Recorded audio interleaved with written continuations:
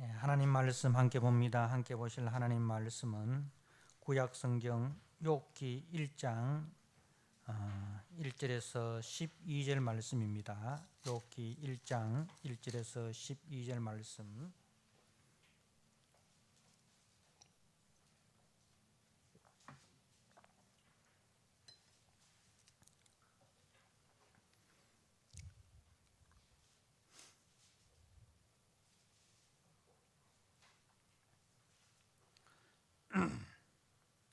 욥기 1장 1절에서 12절 한 절씩 교독하도록 하겠습니다. 제가 한 절 읽고 여러분이 한 절 읽도록 하겠습니다.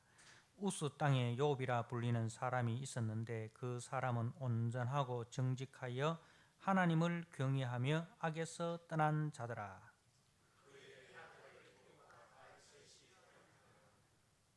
그의 소유물은 양이 7,000마리요 낙타가 3,000마리요 소가 500결이요 암나귀가 500마리이며 종도 많이 있었으니 이 사람은 동방 사람 중에 가장 훌륭한 자라.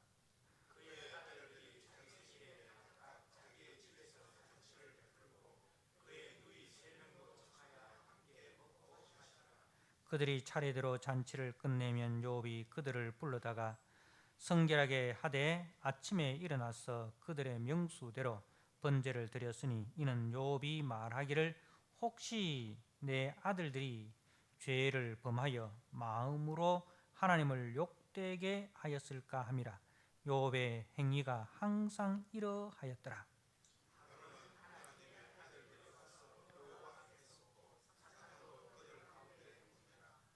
하나님 여호와께서 사단에게 이르시되 네가 어디서 왔느냐? 사단이 여호와께 대답하여 이르되 땅을 두루 돌아 여기저기 다녀왔나이다.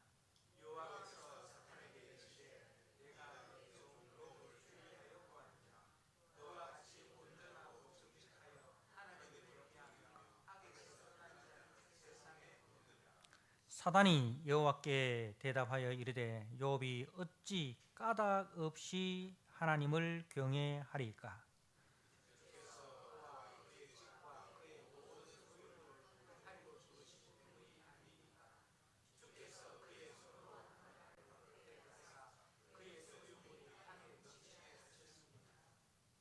이제 주의 손을 펴서 그의 모든 소유물을 치소서. 그리하시면 틀림없이 주를 향하여 욕하지 않겠나이까?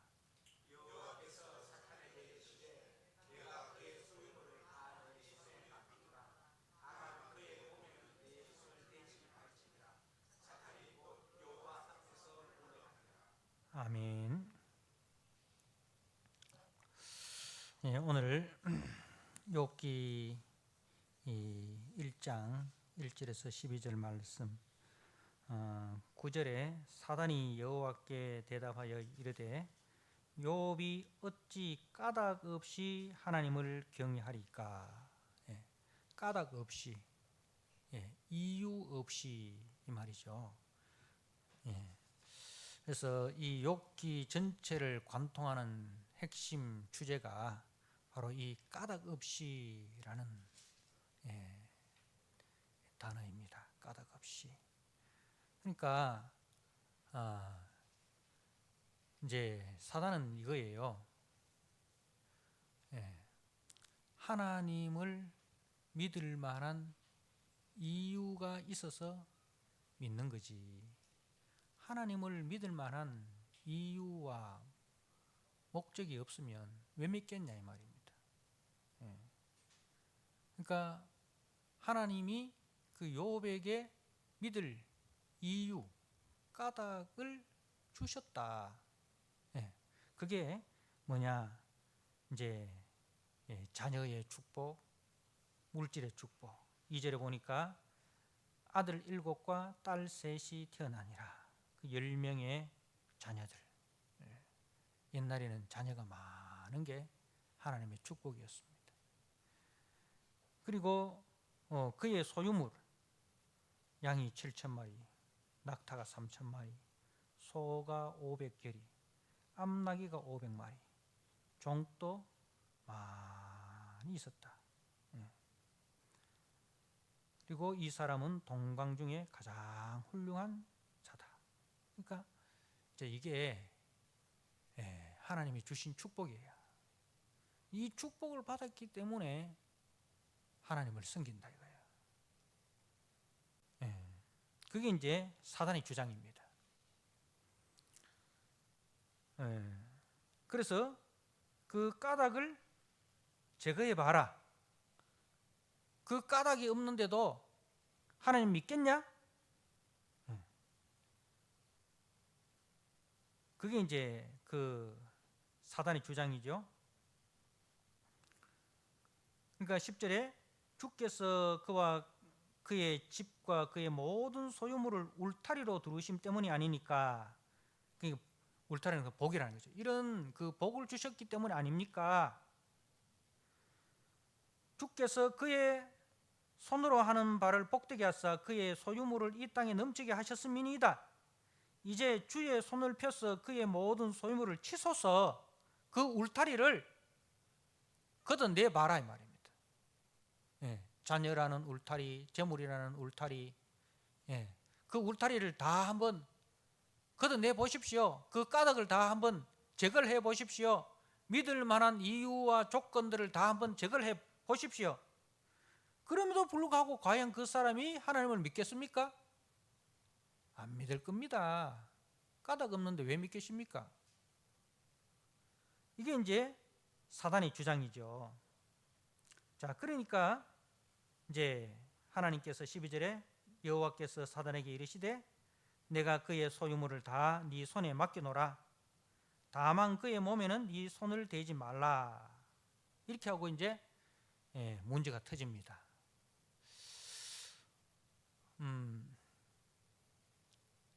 우리가 이걸 잘못 생각하면 하나님 사단의 장단에 놀아나는 거 아닙니까? 욥을 하나님 그렇게 무지막지하게 대하는 이유가 사단이 한번 시험해 보자 해가지고 하나님께서 좋다. 그러니까 하나님과 사단의 내기에 욥은 그야말로 장기판에 졸도하고 말이지. 이렇게 우리가 생각할 수 있잖아요, 그죠? 욥기를 읽다 보면 그런 생각이 들 수 있습니다.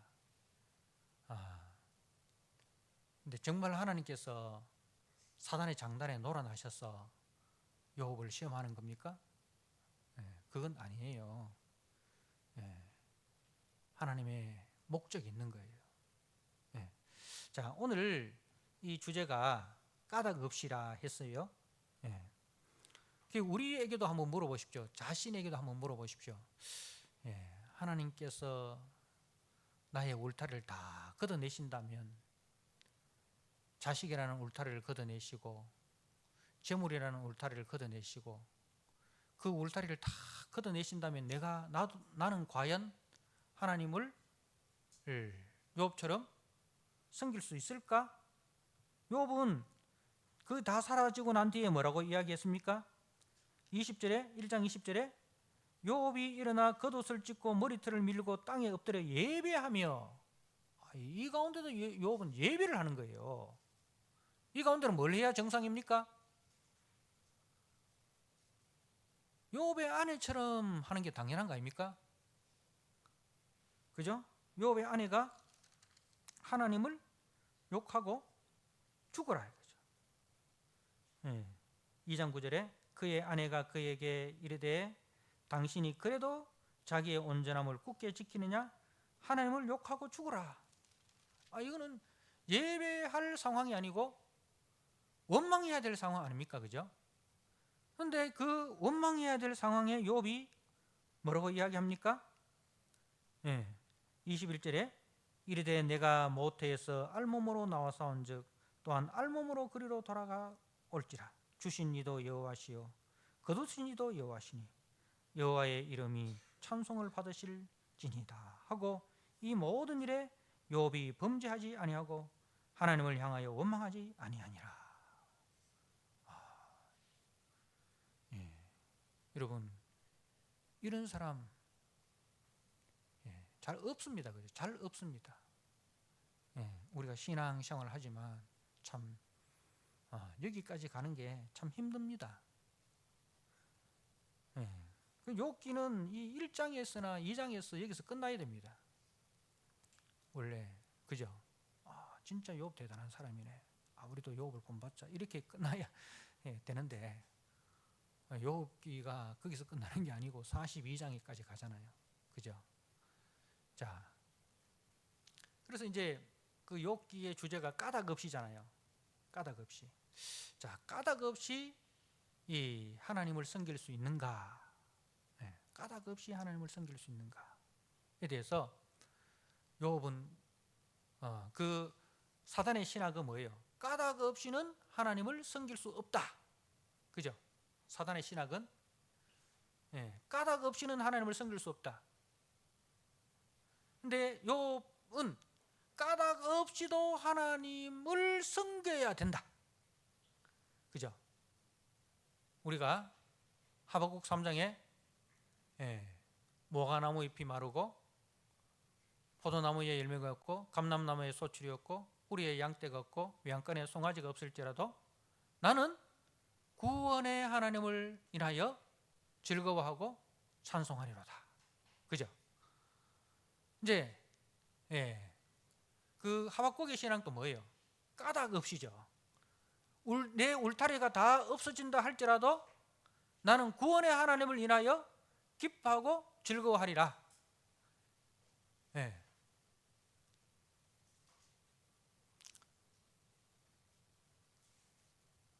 그래서 이 까닭 없이 신앙생활을 할 수 없다는 것이 사단의 신학이고 까닭 없이도 하나님을 섬길 수 있고 섬겨야 한다는 것이 성경의 신학입니다.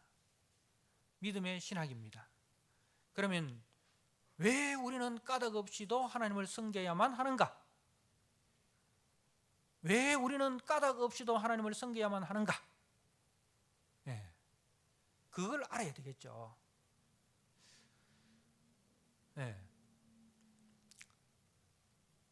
이 욥기는 지혜서입니다. 지혜. 그래서 이제 이 지혜서가 성경에 우리 백승구 집사님이 노년부 꿈꾸는 대학, 백 집사님이 노년부라는 말을 쓰지 말래요. 꿈꾸는 대학. 꿈꾸는 대학에서 늘 강의하시는 게 이제 그 성경의 성경의 줄기를 이렇게 강의를 하시는데 거기서 이제 이 지혜서는 시편, 잠언, 욥기, 시편, 잠언, 전도서, 아가 이 5권을 지혜서, 시가서, 다른 말로 지혜서라 그렇게 하는데 특별히 그 중에 욥기와 잠언과 전도서를 우리가 좀 생각을 해봅시다. 지혜도 단계가 있어요. 지혜도 단계가 있어요. 이제 우리가 학교 다닐 때 학생 때 배운 지혜가 있고 또 직장 생활을 하면서 배우는 또 지혜가 있고 또 결혼 생활을 하면서 이리 부딪히고 저리 부딪히고 하면서 배우는 지혜가 있습니다. 그죠?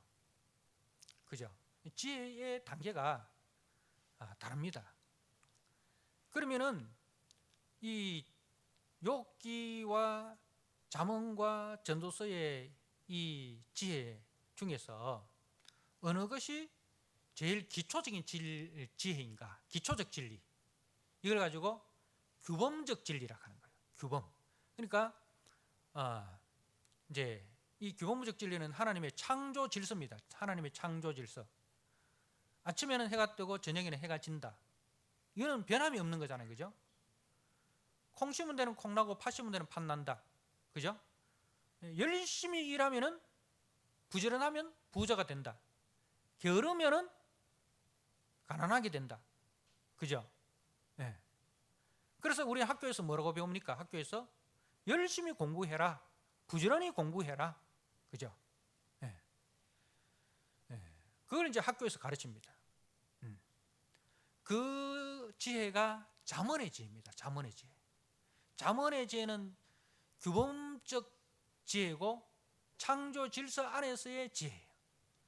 쉽게 이야기하면 우리가 학교에서 배우는 거라. 학교에서 배우는 거. 학교에서는 뭘 가르칩니까? 열심히 공부하면 성공하게 된대. 그러니까 학생의 본분은 열심히 공부하는 게 돼. 그랬어요. 그리고 언제나 정직해야 된대. 거짓말 하지 말해. 남의 물건을 주웠으면 주인에게 돌려줘야 된대. 그죠? 그러면은 착한 일을 하면은 반드시 상을 받는데, 나쁜 짓 하면 어디 되는지 알아? 나쁜 짓 하면은 감옥 간대. 나쁜 짓 하면 벌 받는데, 나쁜 짓 하면 결코 성공 못 한대. 이런 이제 학교에서 배웠어요. 맞는 말입니까? 틀린 말입니까? 맞는 말이죠. 맞는 말이죠. 틀린 말 하나도 없어요. 근데 학교를 딱 졸업을 하고 직장생활을 합니다. 직장생활을 하니까 학교에서 배운 게 그대로 적용 안 되더라 이거예요. 내하고 같이 들어온 동기생인데 걔는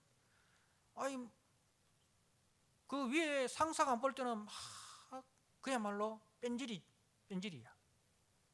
근데 상사가 볼 때는 열심히 일하는 척해. 그러다가 뭐 이렇게 추석이나 뭐 설이나 뭐 상사 뭐 생일 이런 거는 기가 막히게 챙겨. 근데 2명 중에 1명이 진급해야 되는데 열심히 일하는 나는 진급 안 되고 그 뺀질이처럼 하는 그 친구가 늘 진급 1순위야. 학교에서 배운 게 뭐예요? 정직하게 살아야 인정받고 정직한 사람이 성공하고, 그렇게 배웠는데 이거 아니네? 그래서 이제 3가지로 나눠지죠. 3종류로. 학교에서 배운 것은 전부 다 거짓말이다. 학교에서 배운 거 필요 없다. 학교에서 배운 걸 다 내던져버리고 그야말로 세상 처세술대로 기가 막히게 살아가는 사람. 그러니까 교회에서 배운 거 아무 소용없다. 주일학교 열심히 다니고 학생회 청년회 열심히 다녀서 배웠는데 직장생활을 해보니까 신앙이 세상 생활에 아무 도움이 안 되더라. 교회에서 배운 대로 직장생활을 하면은 젊은 친구들한테 물어봤어요. 교회에서 배운 대로 직장생활을 하면 어떻게 돼? 호구죠. 호구됩니다. 아주 내 가까운 애한테 물어봤어요. 이름만 대면 아는 애인데 물어봤어요. 교회에서 배운 대로 직장생활하면 어떻게 돼? 그 호구돼요. 그래서 이제 교회하고 세상은 별개야. 교회에서 배운 거하고 세상 사는 거는 아무런 상관이 없어. 별개야. 이렇게. 그리고 그 다음에 또 어떤 부류가 있느냐면, 교회에서 배운 그대로 또 직장에서 그대로 하는 친구가 있어요. 이는 극히 드물죠. 그러면 고지식한 거죠. 근데 이걸 가지고 융통성이 없다. 융통성이 없다. 지혜를 잘 적용을 못하고 융통성 없이 하는 거예요. 그게 누구냐면 요업의 친구들이야. 요업의 친구들은 학교에서 배운 그대로 하는데 세상 생활에서 예외도 있잖아요. 예외. 학교에서만 배운 게 아니고 사회에서 배울 수 있는 그 지혜가 있다 이 말이야. 그래 얍삽한 거는 배우면 안 되지만 그죠? 얍삽한 거는 배우면 안 되지만 사회에서 배워야 할 지혜가 있다 이거예요. 그 교회에서 배운 것들, 학교에서 배운 것들에 예외적인 경우가 있어. 이런 예외적인 것도 있구나. 근데 내가 정확한 답은 알 수 없지만 이런 예외적인 경우도 있구나. 그러면 하나님 이 예외적인 경우에는 어떻게 해야 됩니까? 하고 하나님 앞에 묻는 사람이 있어요. 이게 욥이야. 욥이. 이제 욥기 1장은 이제 욥을 칭찬하잖아요. 그죠? 우스 땅에 욥이라는 사람이 있었는데 그 사람은 온전하고 정직하여 하나님을 경외하고 악에서 떠난 자라라. 이렇게 해가지고 그렇게 한 결과가 뭐예요? 복을 많이 받은 거예요. 이건 잠언의 지혜예요. 그러니까 욥은 잠언의 지혜에서 충실한 사람이라. 잠언의 지혜에 충실해서 복을 받은 사람이라. 그리고 잠언의 지혜에서는 아무런 문제가 없어요. 근데 이 욥기에서는 뭐냐면은 잠언의 지혜로는 해결이 안 되는 문제가 생긴 거야. 학교에서 배운 것의 예외. 우리가 학교에서 공부할 때도 이제 뭐 공식을 가르치잖아요. 어떤 공식을 가르치고 그 다음에 선생님이 이 공식에는 해당되지 않는 예외가 있어. 그죠? 요거는 굉장히 중요하니까 반드시 외워. 그렇게 가르치는 게 있어요. 예외. 그러니까 욥은 이거 예외구나. 이거는 잠언의 지혜는 해결될 수가 없는 거구나. 하나님 이 문제 어떻게 해결해야 됩니까? 하나님만이 답을 갖고 계시니 하나님 가르쳐 주세요. 라고 이제 하는 사람이 욥이고, 욥의 친구들은 예외가 어디 있어? 예외가 어디 있어? 1 더하기 1은 1이지. 다시 말해서 하나님은 절대 주권의 하나님이야. 하나님은 절대적인 선의 하나님이야. 그래서 착하게 살면 복을 받고 악하게 살면 화를 받아. 네가 화를 받은 것을 보니 네가 착하게 살지 않았다는 증거야. 우리가 보기에는, 남이 보기에는 착하게 산 것처럼 보일지라도 네가 하나님께 숨겨놓은 죄가 있어. 네 자식들이 뭔가 죄를 지었기 때문에 죽은 거야. 이게 이제 욥의 친구들의 공격입니다. 우리가 욥기 8장의 빌닷의 이야기가 그거 아닙니까? 그죠? 그 욥기 8장 4절에 네 자녀들이 주께 죄를 지었으므로 주께서 그들을 그 죄에 버려두셨으니, 네 자녀들이 죄를 지었기 때문에 죽은 거야. 근데 욥기 1장에서 뭐라고 이야기합니까? 그렇지 않다는 걸 이야기하잖아요. 그죠? 그렇지 않다는 걸 이야기했는데 하여튼 이 친구들은 외골수야. 그야말로 자기들이 아는 지식으로 모든 것을 다 해석을 할 수 있다고 생각하는 거라. 이런 사람들 진짜 무서운 사람들이에요. 자기가 알고 있는 지식이 전부인 줄 알고 모든 것을 자기 중심에서 해석하고 적용하는 거예요. 예외를 두지 않는 사람들. 답답해요. 진짜 무서운 사람들이에요. 자기가 냉장고를 200리터 냉장고를 갖고 있어요. 근데 1톤이 넘는 코끼리가 있는데 그 1톤이 넘는 코끼리를 200리터 냉장고 안에 넣을 수 있다라고 주장하는 사람들이 이 사람들이야. 불가능하잖아요. 불가능하잖아요. 그죠? 1톤이 넘는 코끼리를 어떻게 200리터 냉장고 안에 넣을 수 있습니까? 근데 냉장고 안에는 모든 것을 다 보관할 수 있어. 오직 이것만 아는 사람들이에요. 냉장고 안에는 어느 것도 다 보관할 수 있어. 숨이 탁탁 막히는 사람. 그래서 자기가 알고 있는 그 지혜, 가장 기초적인 그 지혜로 고급적인 진리 지혜까지를 다 거기 때려 넣으려고 하는 거예요. 무서운 사람들입니다.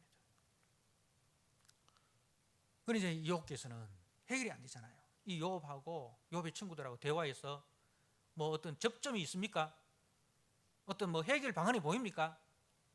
해결 방안이 안 보여요. 해결 방안이 예외적인 이 상황에서. 자, 그러면은 전도서의 지혜는 뭐냐? 전도서의 지혜는 이 문제에 대한 해답을 줍니다. 전도서의 지혜는 둘 다 이야기를 합니다. 일상의 은혜, 그러니까 이제 잠언의 지혜, 규범적인 지혜에 대해서도 인정을 합니다. 그거 하나님이 주신 복이야. 하나님이 주신 규칙이야. 그거 잘 지켜야 돼. 그거 버리면 안 돼. 그게 필요 없는 게 아니에요. 학교에서 배운 게 필요 없는 게 아니에요. 그걸 잘 배워야 돼요. 잘 지켜야 돼요. 그런데 예외적인 것도 있어. 그런데 그 예외적인 것도 다 누구의 주권 가운데 있다? 하나님의 주권 가운데 있어. 그것 또한 하나님이 주신 거야. 그것 또한 하나님이 주신 거야. 그래서 이제 전도서 7장 말씀을 한번 보세요.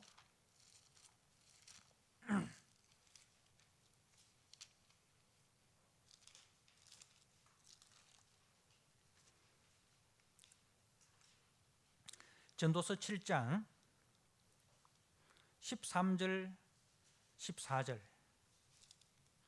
14절 하나님께서 행하시는 이 일을 보라. 하나님께서 굳게 하신 것을 누가 능히 곱게 하겠느냐. 형통한 날에는 기뻐하고 공고한 날에는 되돌아보아라. 자, 형통한 날을 주신 분도 누구란 말이에요? 하나님이란 말이에요. 공고한 날을 주신 분도 누구란 말이에요? 하나님이란 말이에요. 그죠? 하나님께서 행하시는 이 일을 보라 하고 형통한 날, 공고한 날을 이 이제 나오는 거예요. 그러니까 형통한 날이라는 것은 이제 다른 말로 하면 열심히 일하면 부자 된다. 그런 규범적인 것. 그래서 그거 잘 지켜야 돼. 그리고 우리가 이제 일상의 그 행복들 오전에 이야기했죠. 맛있는 것도 먹으러 가세요. 그리고 좋은 옷을 입고 싶으면 그것도 사세요.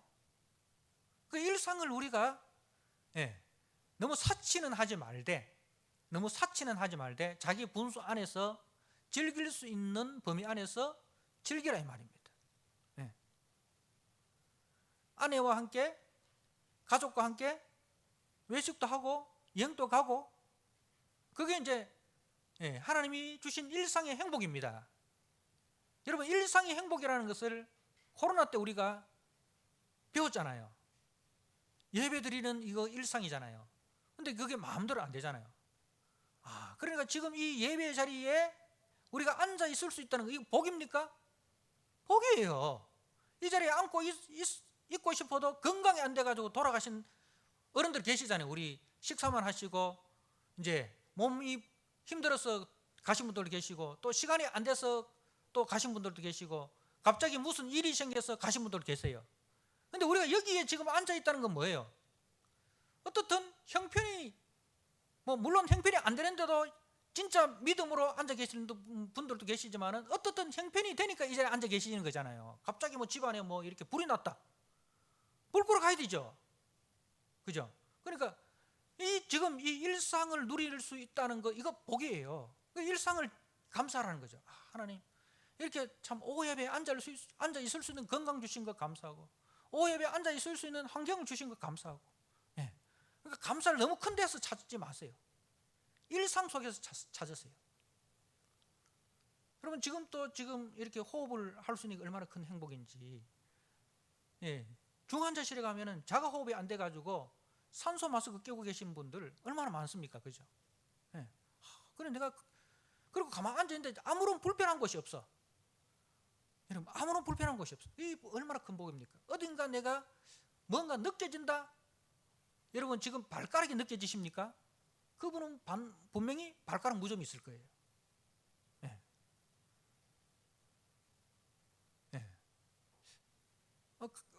여러분 머리가 막 가렵다? 그분은 아마 아침에 머리를 안 감고 오시면 어떻든 뭔가 느껴진다는 것은 그죠? 문제가 있다는 거예요. 지금 아무것도 안 느껴지잖아요. 복이에요. 다 건강하다는 거예요. 발가락도 안 느껴지고 머리카락도 안 느껴지고, 그죠? 뭐 전심을 먹었는데 막 속이 막 불편해가지고 막 화장실 가야 되겠다, 그런 거 안 느껴지잖아요. 다 복이에요. 그러니까 형통한 날이라는 거죠. 그러니까 오늘 또 하나님 눈 뜨게 해주셔서 감사합니다. 오늘도 내가 출근할 수 있는 직장이 있어서 감사합니다. 오늘도 이렇게 맛있게 밥을 먹을 수 있는 거 감사합니다. 그 일상을 어떻게 하라? 즐겨라, 행복해라, 기뻐해라. 근데 공고한 날도 있다. 갑자기, 그죠? 네. 전화가 왔는데 뭐 또 문제가 생겼어. 이게 뭡니까? 그럼 공고한 날도 있다 이거죠. 그런 날에는 뭐 하라? 공고한 날에는 되돌아보아라, 되돌아보아라. 생각하라. 네. 내가 참 연약한 인생이구나. 환경의 지배를 받을 수 없고, 몸의 지배를 받을 수 없고, 돈의 지배를 받을 수밖에 없고, 이 연약한 인생이구나. 하나님이 은혜 주셔야 되는 거구나. 하나님 은혜 주십시오. 하나님 은혜로만 이 문제 해결할 수 있습니다. 자신의 연약함을 알고 하나님의 도움을 구하는 거죠. 그러니까 이제 이 두 가지를 하나님이 병행하게 하셨다. 형통한 날과 공고한 날, 이것을 하나님이 병행하게 하셨다. 규범적인 진리와 그 규범적인 진리를 벗어난 그 예외적인 진리, 이 또 하나님이 갖고 계신데 그걸 둘 병행하게 하시는데, 그런데 그 둘 중에 어느 게 더 많을까요? 여러분 이 중에 형통한 날이 많습니까? 공고한 날이 많습니까? 예? 아니, 공고한 날 많으면 못 살죠. 맨날 아파 보세요.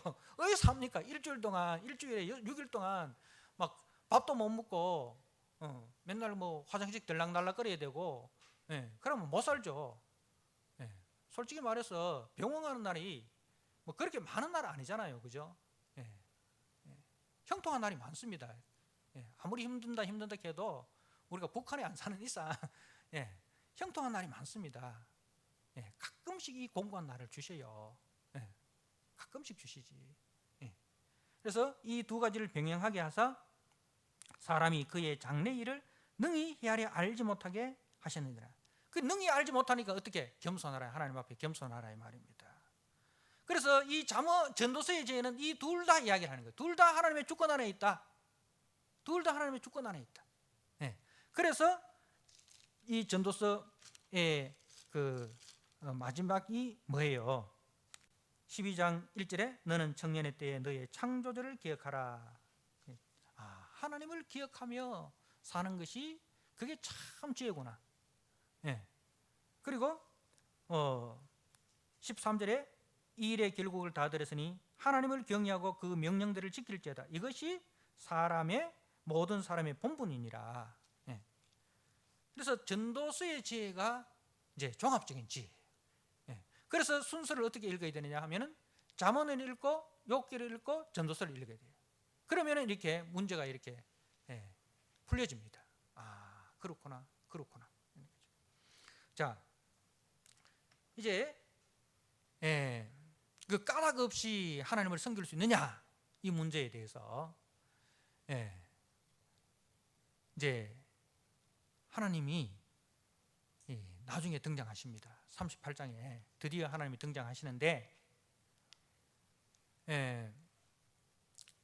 그 3장에서부터 이제 37장까지 욥의 친구들 엘리바스, 빌닷, 소발 그리고 엘리후, 그죠?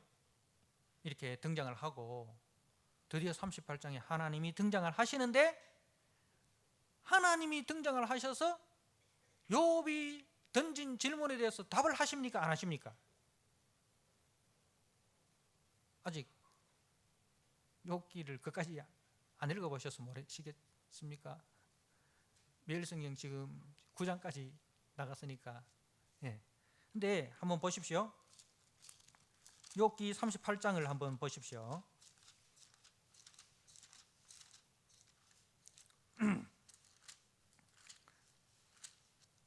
이제 38장 1절에 그때 여호와께서 폭풍우 가운데에서 욥에게 말씀하여 이르시되 무지한 말로 생각을 어둡게 하는 자가 누구냐? 너는 대장부처럼 허리를 묶고 내가 네게 묻는 이런 것을 대답할지니라. 욥이 질문을 던졌는데 하나님이 등장하셨어요. 그러면 욥이 던진 질문에 하나님이 대답을 해야 되는데, 하나님이 그렇게 기다리던 하나님이 나타나셨는데 하나님이 오히려 욥에게 질문을 던지는 거예요. 그 던지는 질문이 이제 뭐 희한한 질문을 던지잖아요. 내가 땅에 기초를 놓을 때 네가 어디 있었느냐? 그리고 7절에 새벽 별들이 기뻐하며 노래하며 하나님의 아들들이 다 기뻐하느니라. 바다가 그 모태에서 터져 나올 때 문으로 그것을 가둔 자가 누구냐? 뭐 그런 질문들. 12절에 내가 너의 날에 아침에 명령하였느냐? 새벽에 그 자리에 일러주었느냐? 그것으로 땅 끝을 붙잡고 악한 자들 그 땅에서 떨쳐버린 일이 있었느냐? 그리고 39장에 가니까 산염소가 새끼 치는 때를 네가 아느냐? 암사슴이 새끼 낳는 것을 네가 본 적이 있느냐? 뭐 희한한 질문을 다 던지네. 욥은 별로 궁금하지도 않을 것 같은데, 욥이 지금 제일 궁금한 건 뭡니까? 하나님, 내가 무슨 까닭으로 이런 재앙을 받습니까? 그죠? 내가 아무리 생각해도 내가 하나님만큼은 어렵지는 않지만 그래도 내가 이 정도 벌을 받을 정도는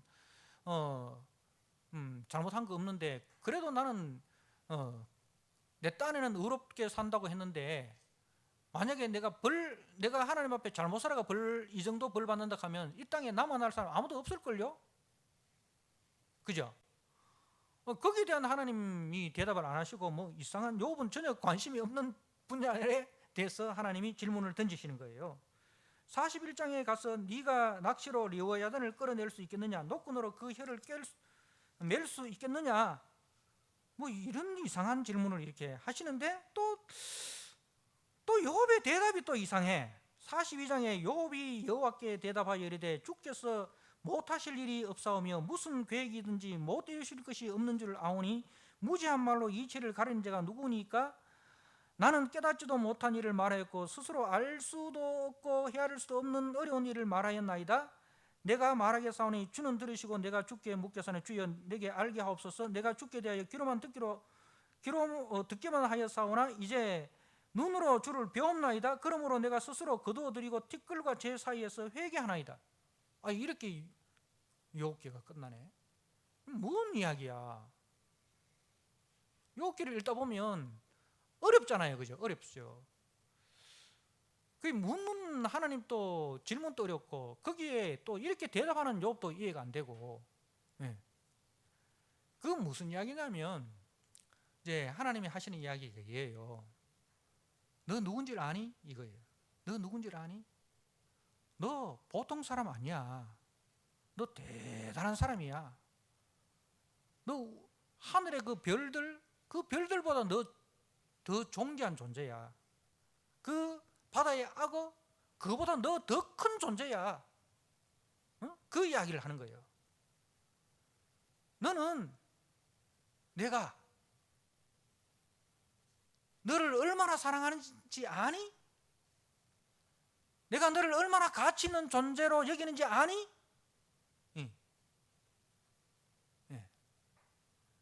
저 하늘의 별들보다, 저 바다의 악어보다 너 더 크고 위대한 존재야. 너는 하나님의 형상으로 지음받은 나의 대리자고 나의 자녀야. 그 이야기인 거예요. 어떻게? 여기에 욥기가 번제로 시작해서 1장에 번제로 시작을 했잖아요. 그리고 욥기 마지막 장에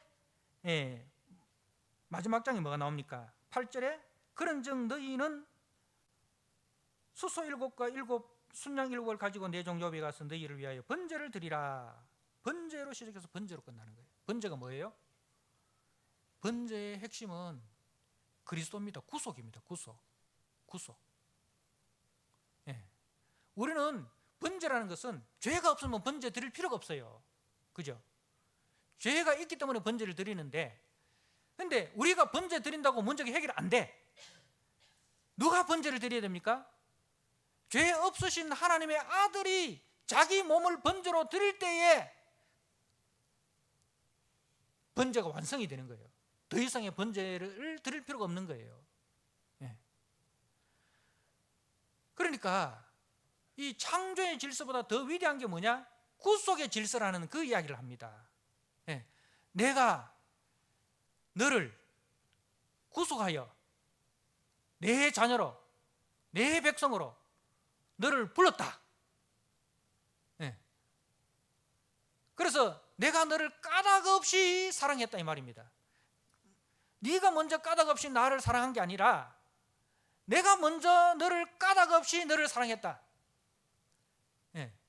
아무런 이유 없이 죄인 된 너를 위하여 내 아들을 대속제물로 내어주기까지 해서 너를 사랑했다. 그 구속의 이유가 있습니까? 없습니까? 구속의 이유가 없어요. 우리를 구속할 하나님의 어떤 책임도 어떤 의미도 없어요. 하나님의 무조건적인 사랑입니다. 예. 하나님의 그 무조건적인 사랑으로 우리를 구속하신 거예요. 까닭 없이 우리를 사랑하신 거예요. 자, 내가 너를 까닭 없이 사랑했는데 그러므로 너도 나처럼 나를 까닭 없이 사랑할 수 있겠니? 그걸 물으시는 거예요. 예. 예. 너는 네 재물이 없어지고 네 자식이 없어지고 예. 해서 힘드냐? 나는 너를 위해서, 죄인된 너를 위해서 내 자식을 대신 희생시켰어. 그만큼 너는 값진 존재야. 내 앞에서 가치 있는 존재야. 예. 예. 그걸 알아라 이 말입니다. 욥기의 주제는 바로 그거예요. 우리가 하나님 앞에서 얼마나 가치 있고 복된 존재인가. 예? 그래서 내가 알 수 없는 그런 고난이 온다 할지라도, 그런데 그 고난까지도 하나님은 합력하여 선을 이루신다는 그 믿음으로 견뎌내는 거예요. 왜 그러냐? 자, 우리가 이것만 보고 정리를 하도록 하겠습니다. 로마서 5장 말씀을 한번 보십시오.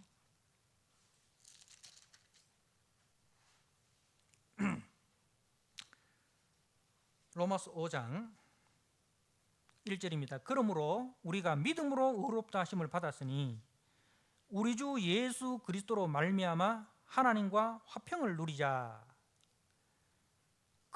또한 그로 말미암아 우리가 믿음으로 서 있는 이 은혜에 들어감을 얻었으며 하나님의 영광을 바라고 즐거워하느니라. 자, 여러분, 지금 우리가 어디 있는지 한번 보십시오. 자, 우리가 믿음으로 의롭다 하심을 받았습니다. 그죠? 예, 믿음으로 의롭다 함을 받았습니다. 이거는 뭐예요? 칭의잖아요. 칭의. 법적인 칭의입니다. 법적으로 우리는 하나님 앞에 의롭다, 하나님의 자녀다 인정을 받았어요. 하나님께 도장을 꽉꽉꽉 찍어 주셨어요. 자, 그래서 믿음으로 써 있는 이 은혜에 들어감을 얻었다 이거죠.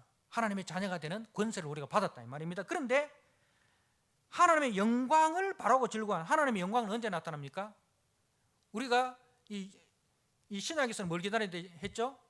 이 사망의 몸이, 로마서 7장 이 사망의 몸이 영광의 몸을 소망하는 거잖아요. 그죠? 이 죽을 몸이 죽지 아니할 몸을 우리가 소망하잖아요.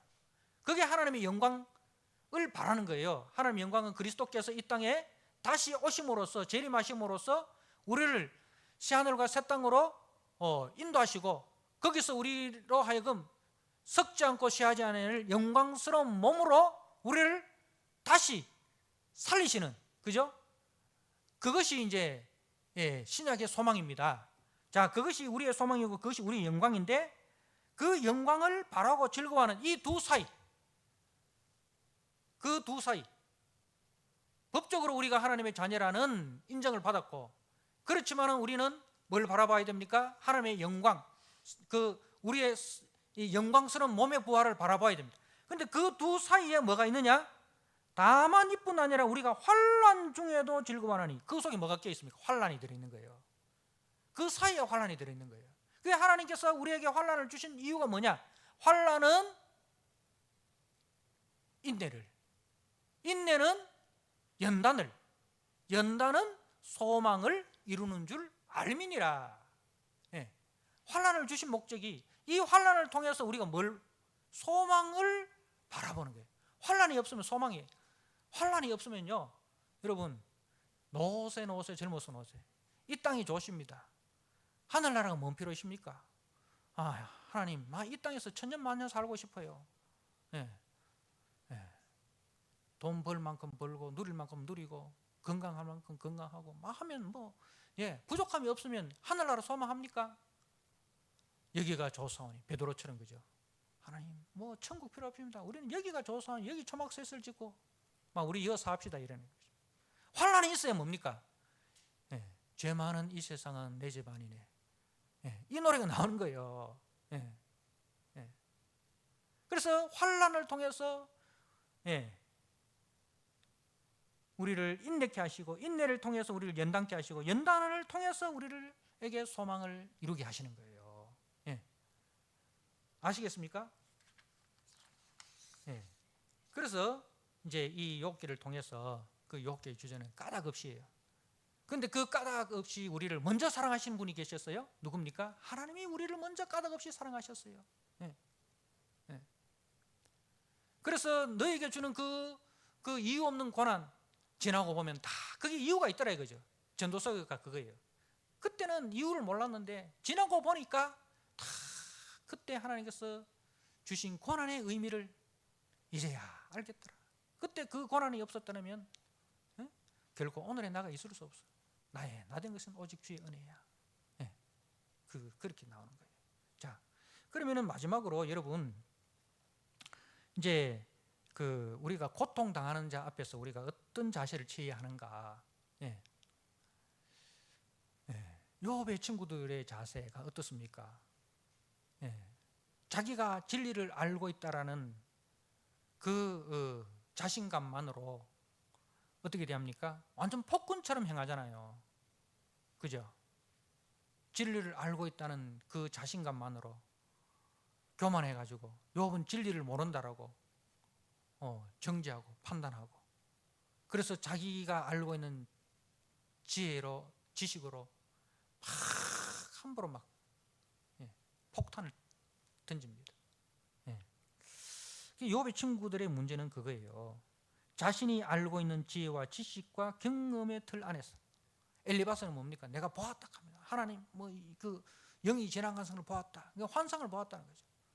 이렇게 신비한 경험을 하였다. 책을 많이 읽었다. 내가 금식을 많이 했다. 성경을 많이 읽었다. 이런 것들이 자신의 어떤 교만으로 활용되어서는 안 된다는 거예요. 그것으로 인해서 내가 하나님과 더 가깝고 너희들과는 달라. 그래서 너희들은 내 말을 들어야 돼. 내가 말하는 것은 다 진리야. 그래서 그 상대방의 그 형편과 상황을 다 알지도 못하고 함부로 막 이렇게 처방전 내리는 거 있잖아요. 의사들도 내과 의사 속에도 내과도 뭡니까? 심장 전문으로 보는 사람, 신장 전문으로 보는 사람, 간 전문으로 보는 사람 얼마나 많습니까? 내과만 있습니까? 정형외과도 있죠. 그죠? 신경외과도 있죠. 신경과도 있죠. 얼마나 많습니까? 그 의사가 다 아는 거 아니잖아요. 모르면 어떻게 합니까?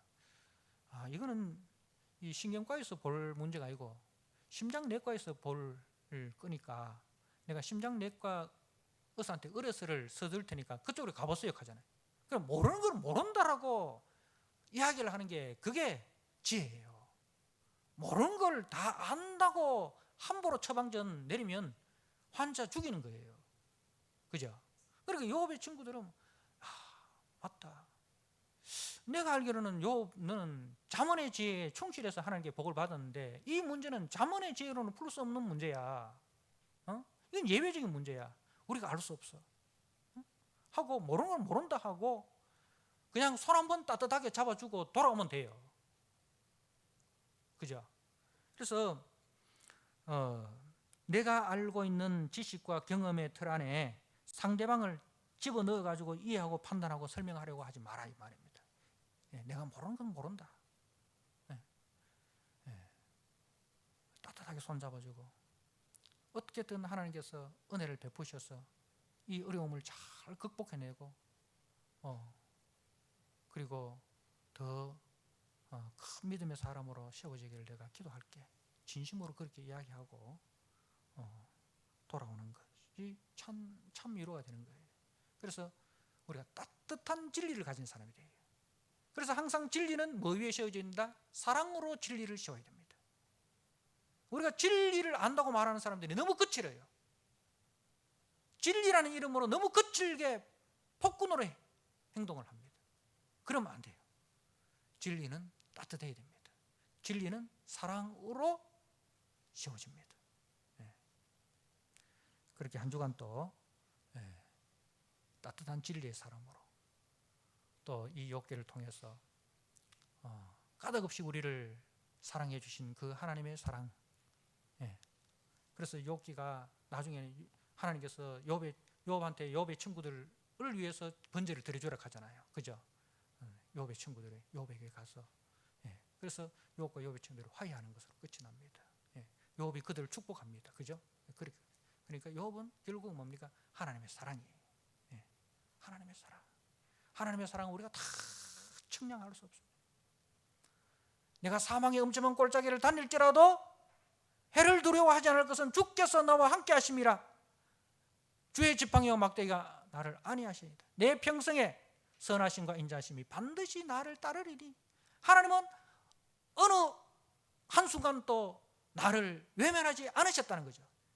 그죠? 내가 사망의 음침한 골짜기를 다닐 때 하나님 왜 나를 홀로 버려두십니까? 그죠? 왜 나에게 이런 고난을 주십니까? 하나님 어디 계십니까? 하나님 과연 살아 있기는 하시는 겁니까? 내 기도를 들으시기는 하는 겁니까? 이런 절규가 나올 때 그때 하나님 어디 계십니까? 하나님은 여전히 나와 함께 하시는 거예요. 내가 사망의 음침한 골짜기를 지날 때도 주님은 여전히 나와 함께 하시고 내 평생에 선하심과 인자하심이 반드시 나를 따르셨다는 거죠. 하나님 한순간도 나를 잊은 적이 없으시고 나를 늘 붙들고 계셨다는 거. 까닭 없이 우리를 사랑하신 그 하나님의 사랑 앞에 우리도 모든 까닭이 사라진다 할지라도 나 하나님 사랑하겠습니다. 이 고백이 욥의 고백인 거예요. 그 고백으로 또 한 주간 이겨내시는 저와 여러분 되시기를 주님의 이름으로 축복합니다.